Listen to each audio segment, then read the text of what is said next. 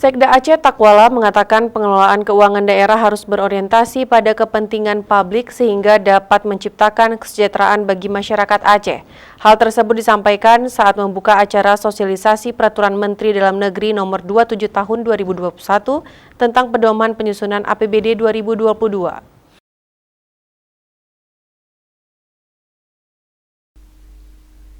Sekda Takwala menegaskan penyusunan anggaran pendapatan belanja daerah APBD tahun 2022 didasarkan pada data pertumbuhan ekonomi, maka peran dan komitmen Badan Anggaran DPRD dan tim anggaran pemerintah daerah berpengaruh sangat signifikan terhadap pengelolaan keuangan daerah.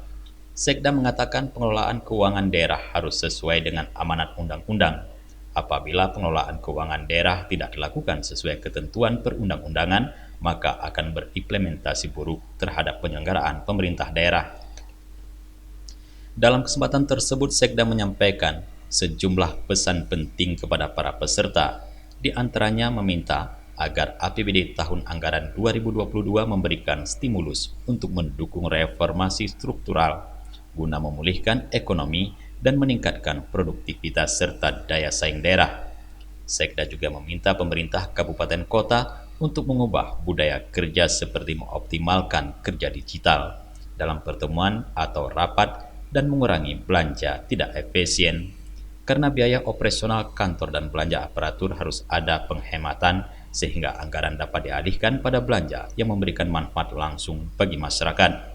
Dari Banda Aceh, Tim Liputan Aceh TV melaporkan.